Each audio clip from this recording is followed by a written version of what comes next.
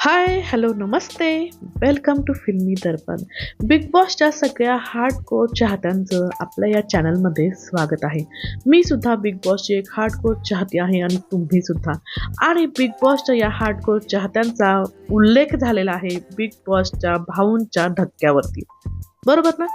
कालच्या आपल्या एपिसोडमध्ये सॅटर्डेच्या एपिसोडमध्ये भाऊ म्हणालेत की बिग बॉसचे जे हार्डकोर चाहते आहेत त्यांना रितेश सरांची होस्टिंग सुद्धा चांगली वाईट वाटू शकते. आणि बिग बॉसचे जे हार्डकोर चाहते आहेत त्यांची फक्त एकच इच्छा असते की हा जो प्रोग्राम आहे, हा जो गेम आहे तो चांगल्या पद्धतीने खेळला जावा, हा खेळ रंगावा, प्रेक्षकांचे एंटरटेनमेंट व्हावं. आणि हीच एक अपेक्षा या हार्डकोर चाहत्यांची असते. त्यांना या कॉन्टेस्टंटबद्दल काही हे नसतं की हा कसा खेळला, तो कसा खेळला. त्यांना एकच गोष्ट हवी असते की हा गेम छान व्हावा. आणि खरंच तुमची सुद्धा हेच गोष्ट असेल ना, की मला सुद्धा असं वाटतं, कारण मी सुद्धा बिग बॉसची खूप मोठी चाहती आहे, हार्डकोर फॅन आहे मी बिग बॉसची. कारण मी हा बिग बॉसचा जो प्रोग्राम आहे तो मराठी बिग बॉस जे आहे ते फर्स्ट सीझनपासून मी फॉलो करते. आणि तुम्हाला विश्वास वाटणार नाही, पण मी हिंदी बिग बॉस सुद्धा फर्स्ट जो बिग बॉसचा सीझन होता तो सुद्धा मी फॉलो केलेला आहे. राखी सावंत ज्यामध्ये कंटेस्टंट होती, रवी किशन होते आणि त्याचा जो विनर होता फर्स्ट बिग बॉसचा तो राहुल रॉय होता, जो आशिकी फेम होता. आणि त्याचा होस्ट जो होता फर्स्ट बिग बॉस सीझनचा हिंदीचा अरशद वारसी जो होता तो त्याचा हे होता, होस्ट होता. तर तेव्हा सुद्धा मी बिग बॉस पाहिलेला आहे. मी बिग बॉसची खूप हार्डकोर फॅन आहे. हिंदी सुद्धा मी खूप फॉलो केलेला आहे, परंतु नंतर हिंदीमध्ये खूप जास्त ड्रामा सुरू झाला, त्याच्यानंतर ते डिस्कंटिन्यू झालं. आणि जेव्हा मराठी बिग बॉस आलं ना तेव्हा खूप खूप आनंद झाला आणि खूप छान वाटलं की आपल्या मराठीमध्ये बिग बॉस सुरू होतोय. आणि फर्स्ट जो सीझन होता मेघा धाडेचा तो सुद्धा खूप छान गाजला होता, सेकंड सुद्धा चांगला झाला होता. तर हा बिग बॉसचे जे हार्डकोर फॅन आहेत, खूप चाहते आहेत, त्यांना हा गेम चांगला व्हावा एवढी एकच इच्छा असते. कारण ते एंटरटेनमेंट आहे ना, ते बाकी दुसऱ्या कुठल्याही प्रोग्राममधनं मिळत नाही, जे बिग बॉसमधनं मिळतं. आणि बिग बॉसचा खेळ ज्यांना कळालाय ना त्यांनाच कळालाय. म्हणजे आज जे संकेत पाठकचं जे इलिमिनेशन झालेलं आहे, इविक्शन झालेलं आहे, सगळेजण म्हणतात फेअर अनफेअर असं जे चालू आहे. खरंच अनफेअर आहे. संकेत खूप छान प्लेअर होता, खूप चांगला खेळत होता. परंतु मित्रांनो, मला एक गोष्ट तुम्ही सांगा, आपल्या जीवनामध्ये सुद्धा किती अनफेअर गोष्टी होतात. म्हणजे एखाद्या नोकरीसाठी आपण अप्लाय करत असतो, तिथे आपण अगदी बेस्ट असतो सगळ्या कंटेस्टंटमध्ये, सगळ्या इंटरव्ह्यू देणाऱ्यांमध्ये आपण बेस्ट असतो, परंतु तिथे आपलं सिलेक्शन होतं का हो? नाही होत. अशा एखाद्या सदस्याचं सिलेक्शन होतं, ते सदस्यच म्हणते मी, एखाद्या कंटेस्टंटचं सिलेक्शन होतं की तो त्याच्यासाठी खरंच नसतो डिझर्विंग कॅन्डिडेट, परंतु त्याचं सिलेक्शन होतं. जर खूप म्हणजे फेअर गेम जर म्हटला खेळायचा, तर आता जे सगळे हुशार लोक असते ते खूप चांगल्या पोझिशनवरती असते. पण मला सांगा मित्रांनो, खूप हुशार लोक आज सुद्धा जे आहेत ते खूप कमी पगारामध्ये काम करतात, खूप मिडल क्लास जीवन जगतात. आणि जे लोक खूप हुशार नाही आहेत ते सुद्धा आज खूप वेगळ्या पोझिशनला आहेत, खूप मोठ्या पोझिशनला आहेत. मग इथे आपण फेअर अनफेअर म्हणतो का, सांगा बरं?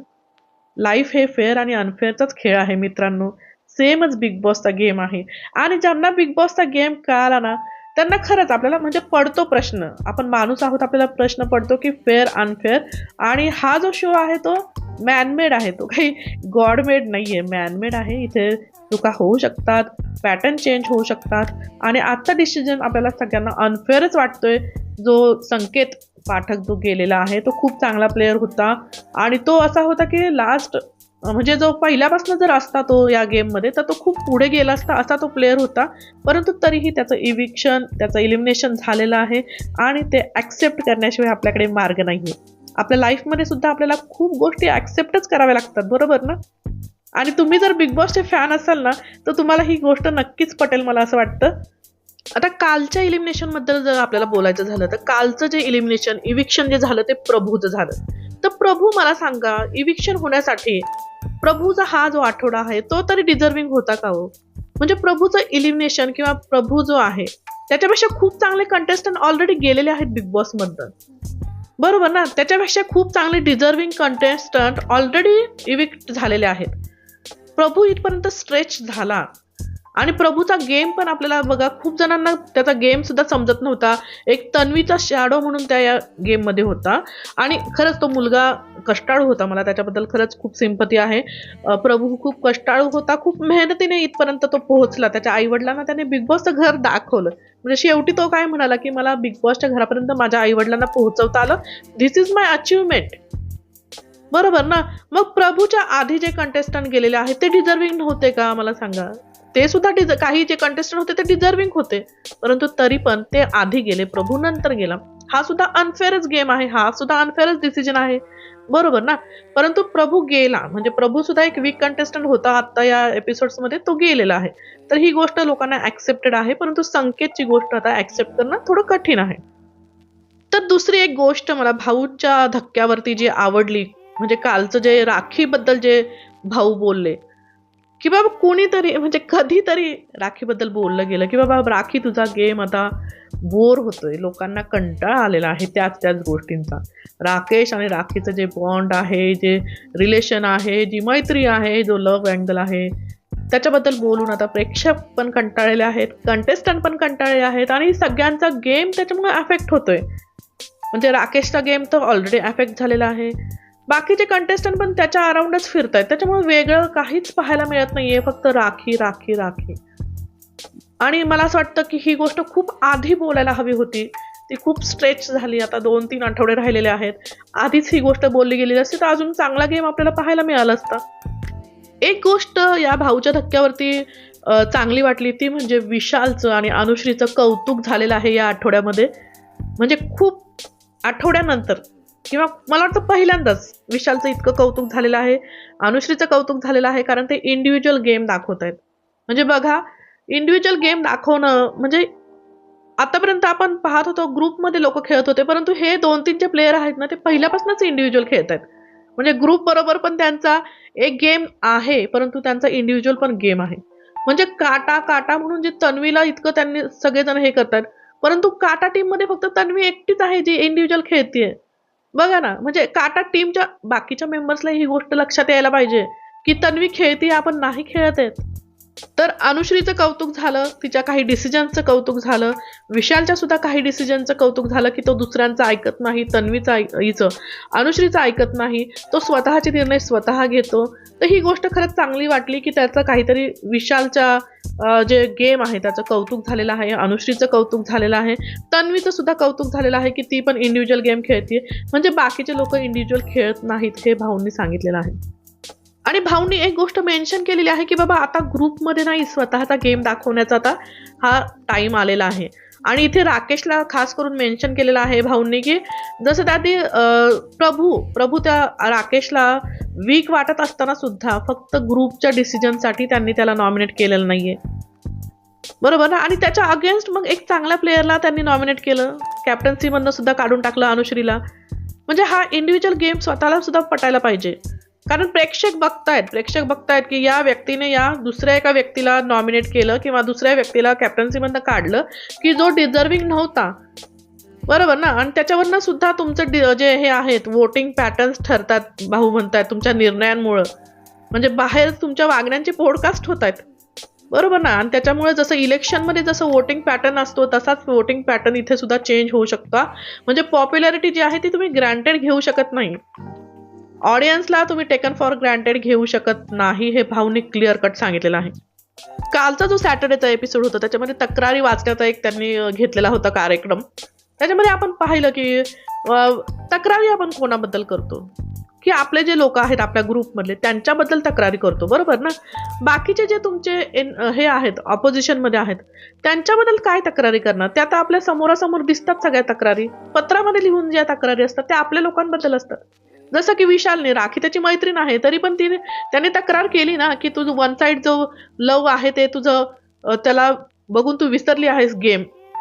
बरोबर ना. आणि तुझ्या एका गेमसाठी तू आमचा पण गेम खराब करते, ही तक्रार होती विशालची.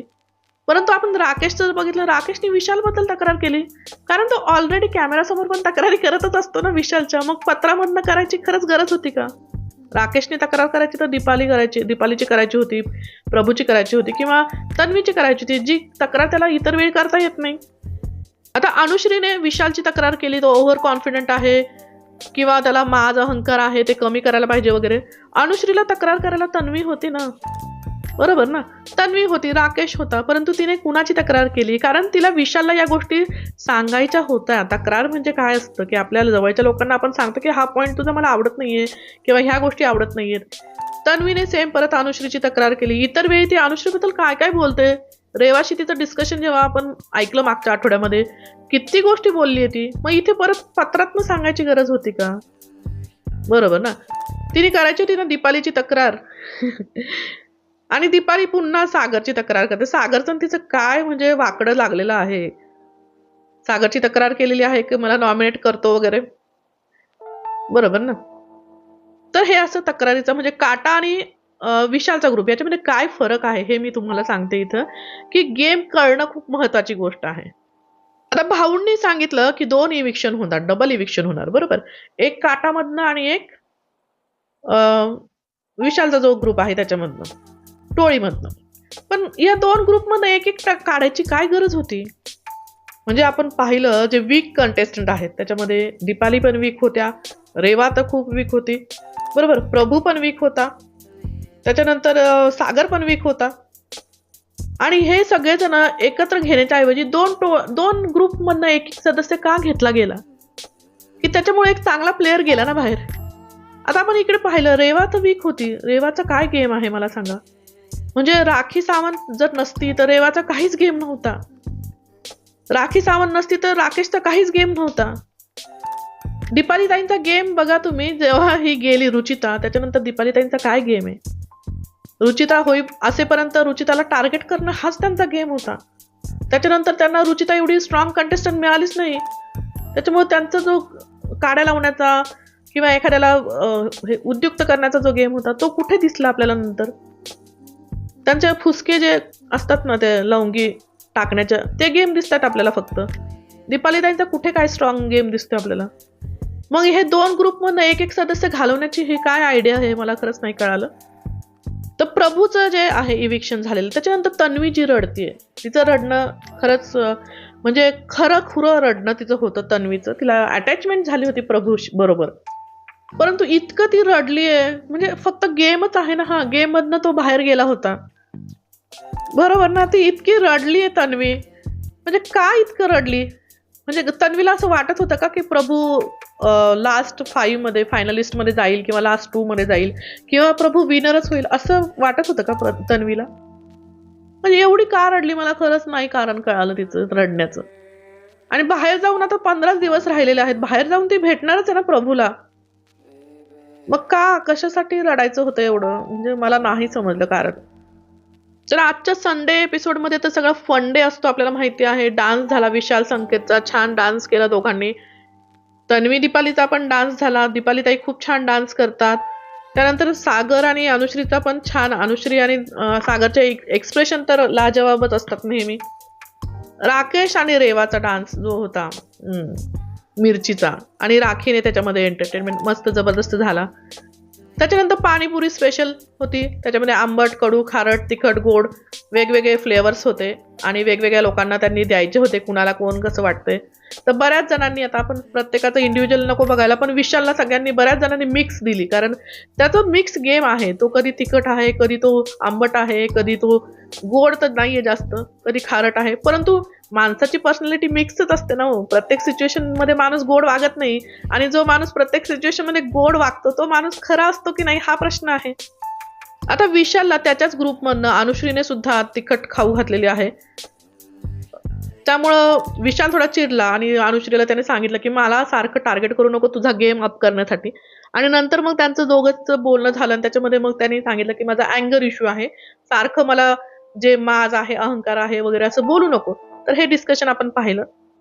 त्यानंतर आईस्क्रीमचं स्टॉलचं एक झालं, डोकं गरम कुणाचं आहे. तर बरं, विशालचं डोकं गरम आहे असं सागरने सांगितलं, तन्वीचं पण आहे.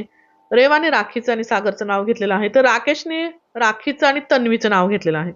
त्यानंतर व्हेंटिंग मशीनचा जो होता राग व्यक्त करायचा, तर त्याच्यामध्ये दीपालीताईंचा जो नंबर आलेला होता, तर दीपालीताईंचं मला खूप गोष्ट एक अशी जाणवते सारखी, की त्या स्वतःच्या कॅप्टन्सीसाठी विशालकडनं का अपेक्षा करतात. बरोबर ना? म्हणजे प्रभू पण विशालकडनं अपेक्षा करतो, ही पण विशालकडनं अपेक्षा करतात दीपालीताई.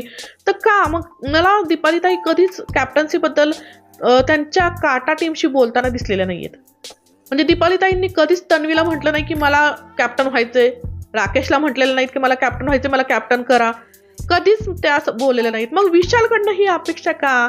की त्याने मला काहीतरी फेवर करावं, त्याने मला काहीतरी कॉम्पन्सेट करावं आणि मला बनण्यामध्ये, कॅप्टन बनण्यामध्ये मदत करावी. का अपेक्षा? कशाबद्दल? मित्र आहे आणि मित्राबद्दल तुम्हाला इतकं काही खूप निगेटिव्ह तुमच्या भावना आहेत आणि पुन्हा त्याच्याकडनंच अपेक्षा पण आहेत. म्हणजे हा काय गेम आहे?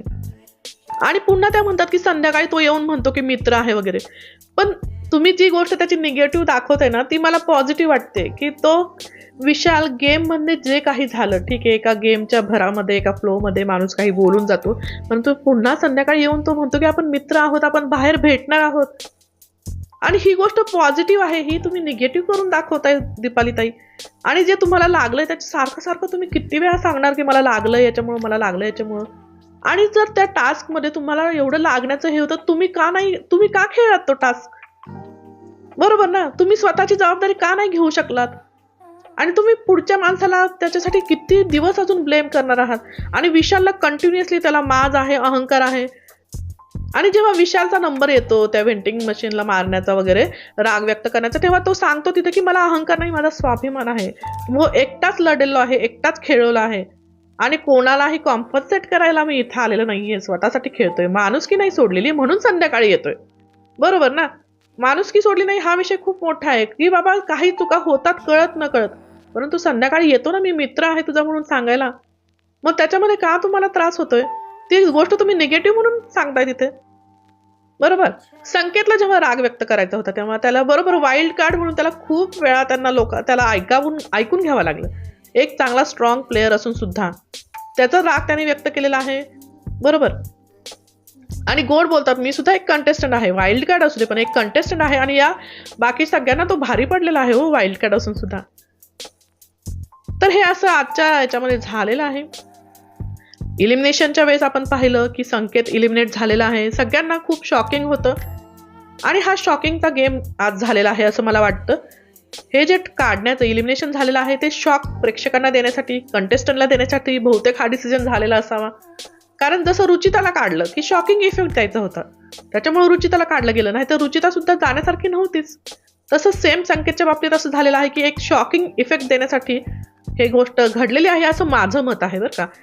तर आज असे या आठवड्यामध्ये 2 इविक्शन झालेलं आहे. एक प्रभूचं झालेलं आहे, एक संकेतचं झालेलं आहे. तर आता राहिलेले आहेत शेवटचे 8 कंटेस्टंट. आता हे 2च आठवडे राहिलेत बहुतेक मला असं वाटतंय. त्या 2 आठवड्यांमध्ये आता हे सदस्य काय रंगवतायत गेम, कुठले टास्क देतायत बिग बॉस, बघूयात आता पुढच्या काही येणाऱ्या एपिसोड्समध्ये. आणि तुम्ही बिग बॉसचे फॅन आहात, तुम्ही नक्कीच पाहणार आहात पुढचे एपिसोड्स. आणि माझे हे चॅनल सुद्धा तुम्ही फॉलो करा, सबस्क्राईब करायला विसरू नका, लाईक करा, शेअर करा. नमस्कार, धन्यवाद.